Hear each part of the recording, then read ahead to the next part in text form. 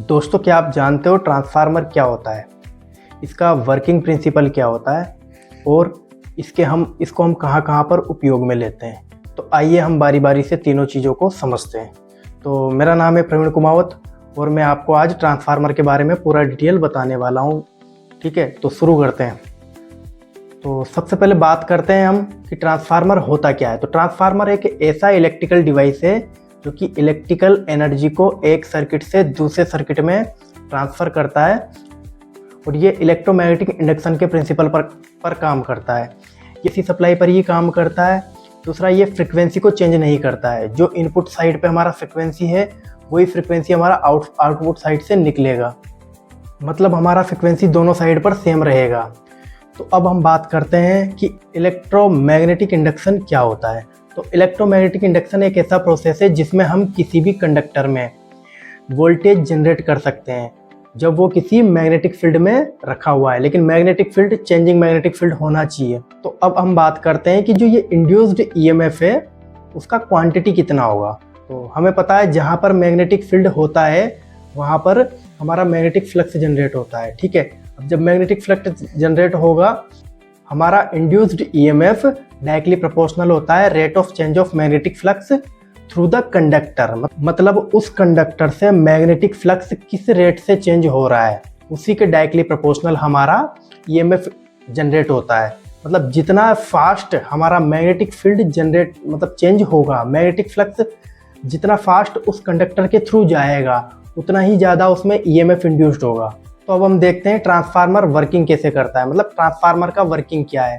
तो सबसे पहले होता क्या है कि हम इसके देखते हैं मेन पार्ट्स क्या होते हैं। तो मेन पार्ट्स इसमें दो वाइंडिंग होता है, एक प्राइमरी वाइंडिंग एक सेकेंडरी वाइंडिंग और एक कोर होता है। तो कोर के दोनों साइड, एक साइड प्राइमरी वाइंडिंग होता है दूसरी साइड सेकेंडरी वाइंडिंग होता है। तो अब सबसे पहले हम क्या करेंगे कि प्राइमरी वाइंडिंग में एसी सप्लाई फ्लो करेंगे। ठीक है, उसके बाद क्या होगा, जब ये एसी सप्लाई फ्लो होगा तो उससे क्या होगा, मैग्नेटिक फील्ड जनरेट होगा। अब हमें पता है कि एसी सप्लाई क्या होता है भाई, इसका फ्रीक्वेंसी 50 हर्ट्ज होता है। मतलब एक सेकंड में ये 50 बार अप होता है और 50 बार डाउन होता है। मतलब इसका साइनोसॉइडल वेव होता है। मतलब एक सेकंड में ये 50 बार ये हाई पे जाता है, अपने पीक पे जाता है और 50 बार अपने लो पॉइंट पे जाता है।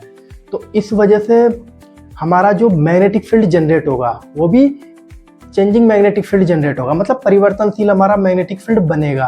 क्योंकि हमारा जो करंट है एसी वाला वो परिवर्तनशील है, इस वजह से उससे जनरेट होने वाला मैग्नेटिक फील्ड भी परिवर्तनशील ही बनेगा।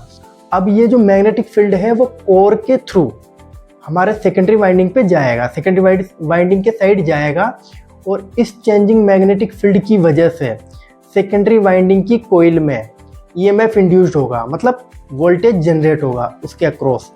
तो ये वोल्टेज क्या करेगा, उसमें करंट को फ्लो करेगा। इस तरीके से हमारा ट्रांसफार्मर काम करता है। प्राइमरी साइड हम करंट फ्लो करते हैं एसी वाला, उससे हमारा क्या होता है, मैग्नेटिक फील्ड जनरेट होता है।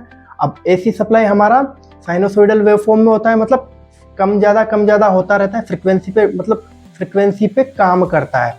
50 बार अप होगा तो 50 बार डाउन होगा। ठीक है, तो उसी के अकॉर्डिंग हमारा मैग्नेटिक फील्ड जनरेट होगा, जो भी एक सेकंड में 50 बार अप होगा 50 बार डाउन होगा, मतलब परिवर्तनशील मैग्नेटिक फील्ड जनरेट होगा। अब ये जो चेंजिंग मैग्नेटिक फील्ड है जब सेकेंडरी साइड जाएगा तो हमारा सेकेंडरी वाइंडिंग में भी इलेक्ट्रोमोटिव फोर्स इंड्यूस्ड करेगा, मतलब इलेक्ट्रोमोटिव फोर्स को जनरेट करेगा। और इलेक्ट्रोमोटिव फोर्स ही एक तरीके का वोल्टेज होता है। तो जब सेकेंडरी साइड वोल्टेज जनरेट होगा तो उसी के साथ हमारा करंट भी जनरेट होगा। तो इसी करंट को हम इंड्यूस्ड करंट भी बोलेंगे। जो ये करंट जो सेकेंडरी साइड जनरेट हुआ इसी को हम इंड्यूस्ड करंट बोलते हैं। और दोस्तों यहाँ पर एक चीज और समझने वाली है कि ये जो सेकेंडरी साइड पे हमारा वोल्टेज इंड्यूस्ड हो रहा है, जो वोल्टेज जनरेट हो रहा है वो हमारे प्राइमरी और सेकेंडरी दोनों के टर्न पर डिपेंड करता है। जिस साइड टर्न ज़्यादा रहेगा उस साइड हमें वोल्टेज ज़्यादा मिलेगा। तो होता क्या है कि हमारा जो V1/V2 इसका फॉर्मूला है, V1/V2 is equal to N1/N2, मतलब number of turn directly proportional to voltage. जिस साइड हमारा नंबर ऑफ टर्न ज़्यादा रहेगा उस साइड हमें वोल्टेज ज़्यादा मिलेगा।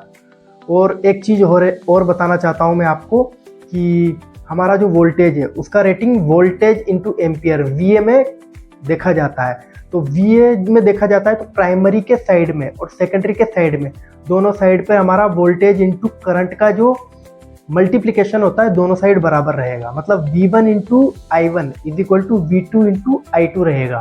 तो ये दोनों साइड बराबर रहेगा। अब वोल्टेज नंबर ऑफ टर्न के डायरेक्टली प्रोपोर्शनल है और करंट नंबर ऑफ टर्न के इन्वर्सली प्रोपोर्शनल है। जिस साइड पे नंबर ऑफ टर्न्स ज़्यादा रहेगा उस साइड पे हमें करंट कम मिलेगा, जिस साइड पे नंबर ऑफ टर्न्स कम रहेगा उस साइड पे हमें करंट ज़्यादा मिलेगा।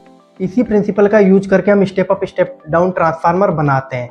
मतलब अगर हमें एक साइड कम वोल्टेज है, दूसरी साइड ज़्यादा वोल्टेज जनरेट करना है, तो दूसरी साइड पे नंबर ऑफ टर्न्स की संख्या बढ़ा दीजिए। अगर हमारे एक साइड ज़्यादा वोल्टेज है, दूसरी साइड हमें कम वोल्टेज प्राप्त करना है, तो दूसरी साइड पे नंबर ऑफ टर्न्स की संख्या घटा दीजिए। और सेम इसी तरीके से हम करंट को भी दूसरी साइड से, मतलब सेकेंडरी साइड से हम करंट को भी प्राप्त कर सकते हैं। अगर हमें ज़्यादा करंट की ज़रूरत है तो हमें नंबर ऑफ टर्न्स को घटा देना पड़ेगा। अगर हमें कम करंट की ज़रूरत है तो हम नंबर ऑफ टर्न्स को बढ़ा देंगे। दोस्तों अब हम जानते हैं ट्रांसफार्मर का हम यूज कहाँ कहाँ पर करते हैं। तो चलिए शुरू करते हैं। स्टेप अप ट्रांसफार्मर का उपयोग हम इलेक्ट्रिसिटी को ट्रांसफ़र करने में करते हैं। तो क्यों करते हैं उसका रीज़न मैं बताता हूँ कि होता क्या है कि जैसे मान लीजिए आपको 1000 किलोमीटर 2000 किलोमीटर दूरी पे पावर को ट्रांसमिट करना है। तो हमें पता है कि जब हम पावर को ट्रांसमिट करेंगे तो उसमें हमें लॉसेस होते हैं। जो हमारे लॉसेस होते हैं वो I2R के बराबर होते हैं। तो इस वजह से हमें क्या करना पड़ेगा, करंट को कम करना पड़ेगा। अगर हम करंट को कम कर देंगे तो हम लॉसेस को कम कर सकते हैं, और करंट को अगर हम कम करेंगे तो उस साइड हमें वोल्टेज को बढ़ाना पड़ेगा, क्योंकि करंट तभी कम होगा जब वोल्टेज बढ़ेगा। ठीक है, तो जब हमें वोल्टेज बढ़ाना है, वोल्टेज बढ़ाने के लिए हम स्टेप अप ट्रांसफार्मर का यूज करेंगे, क्योंकि हमें पता है कि जब लंबी दूरी पे हम पावर को ट्रांसमिट कर रहे हैं तो उसके लिए हमें ज़्यादा केबल का ज़रूरत पड़ेगा। ठीक है, तो हमें उस चीज़ से बचने के लिए हम स्टेप अप ट्रांसफार्मर का यूज करते हैं। अब जो ये हमने एनर्जी ट्रांसफ़र किया है, इलेक्ट्रिसिटी ट्रांसफ़र किया है, इसको हमें अब सब स्टेशन पे जाता है ये। ठीक है, क्योंकि पावर प्लांट से हम जहाँ पे जनरेशन हो रहा है पावर प्लांट से हमने ये इलेक्ट्रिसिटी को स्टेप अप ट्रांसफार्मर के थ्रू मतलब रेजिडेंशियल एरिया में या इंडस्ट्रियल एरिया में भेज दिया। तो अब हमें क्या ज़रूरत पड़ेगा, वहाँ पर इस जो हाई एनर्जी है, हाई इलेक्ट्रिसिटी वाला जो सप्लाई है उसको लो इलेक्ट्रिसिटी वाले सप्लाई में कन्वर्ट करना पड़ेगा। इसके लिए हमें स्टेप डाउन ट्रांसफार्मर का उपयोग करना पड़ेगा। क्यों? क्योंकि अगर हम हाई वोल्टेज पर हमारे जो घरेलू उपकरण हैं उनको अगर ऑपरेट करेंगे तो वो जल जाएंगे, मतलब सेफ्टी पॉइंट ऑफ व्यू से ये अच्छा नहीं है। इस वजह से हम स्टेप डाउन ट्रांसफार्मर का उपयोग करेंगे। यहाँ पर होता क्या है कि जो प्राइमरी साइड में नंबर ऑफ टर्न्स की संख्या ज़्यादा रखी जाती है और सेकेंडरी साइड में नंबर ऑफ टर्न्स की संख्या कम रखी जाती है, ताकि हम उसको स्टेप डाउन कर सकें जो निकलने वाले, क्योंकि हमें पता है voltage directly proportional to number of turns होता है। तो इस वजह से हमें सेकेंडरी साइड पे कम वोल्टेज की ज़रूरत है, तो हम नंबर ऑफ टर्न्स को कम कर देंगे। दोस्तों अगला उपयोग है हमारा आइसोलेशन में। तो ट्रांसफार्मर का उपयोग हम आइसोलेशन में भी कर सकते हैं, क्योंकि हमें पता है कि ये मतलब प्राइमरी सर्किट और सेकेंडरी सर्किट या प्राइमरी वाइंडिंग और सेकेंडरी वाइंडिंग, दोनों वाइंडिंग में डायरेक्टली कोई कनेक्शन नहीं होता है। जो सारा जो खेल है वो इलेक्ट्रोमैग्नेटिक इंडक्शन के प्रिंसिपल पर हो रहा है। इसमें डायरेक्टली हम प्राइमरी वाइंडिंग को सेकेंडरी वाइंडिंग से कनेक्ट नहीं करते हैं। तो इसलिए हमारा जो प्राइमरी वाला साइड है, प्राइमरी वाला सर्किट है, वो सेकेंडरी वाले सर्किट से हमारा क्या रहेगा, आइसोलेशन में रहेगा, मतलब डायरेक्टली कनेक्टेड नहीं रहेगा। तो इस वजह से ट्रांसफार्मर को हम आइसोलेशन के रूप में भी उपयोग में ले सकते हैं, और इस तरीके के ट्रांसफार्मर को हम आइसोलेशन ट्रांसफार्मर बोलते हैं। अब दोस्तों हम अगले उपयोग पर आते हैं। तो अगला उपयोग है हमारा मेजरमेंट में। ठीक है, तो मेजरमेंट में भी हम इसका काम में ले सकते हैं। तो कैसे काम में ले सकते हैं, क्योंकि हमें पता है ट्रांसफार्मर हमारा स्टेप डाउन करता है, मतलब हाई वोल्टेज और हाई करंट को लो वोल्टेज और लो करंट में कन्वर्ट कर सकता है। तो जो हम मेजरिंग इक्विपमेंट है, एनर्जी मीटर है, मल्टी फंक्शन मीटर है, तो उसका कनेक्शन हम ट्रांसफार्मर के सेकेंडरी पे दे सकते हैं। मतलब जो हमें हाई वोल्टेज और हाई करंट वाला जो सर्किट है उसका अगर हमें वोल्टेज पता लगाना है या फिर करंट पता लगाना है, तो हम क्या करेंगे, उस हाई वोल्टेज और हाई करंट वाले सर्किट से हम एक ट्रांसफार्मर कनेक्ट करेंगे और सेकेंडरी साइड पर हम एनर्जी मीटर को लगा देंगे। और इसी तरीके से दोस्तों हम इसका उपयोग, ट्रांसफार्मर का उपयोग हम सिस्टम के मॉनिटरिंग के लिए भी कर सकते हैं। और इसी के साथ हम इसका प्रोटेक्शन भी कर सकते हैं। तो दोस्तों अब अगला उपयोग है हमारा ट्रांसफार्मर का इम्पीडेंस मैचिंग में। अब जो हमारा ऑडियो और इलेक्ट्रॉनिक्स जो सिग्नल होता है, जो सर्किट होता है, तो उसका इम्पीडेंस मैचिंग करने के लिए, अलग अलग सर्किट का इम्पीडेंस मैचिंग करने के लिए भी हम ट्रांसफार्मर का उपयोग करते हैं। अब ये किसके लिए कर रहे हैं हम? ताकि हमारा पावर ट्रांसफर मैक्सिमम हो और हमारा साउंड क्वालिटी इम्प्रूव हो और सिस्टम की एफिशिएंसी अच्छी हो।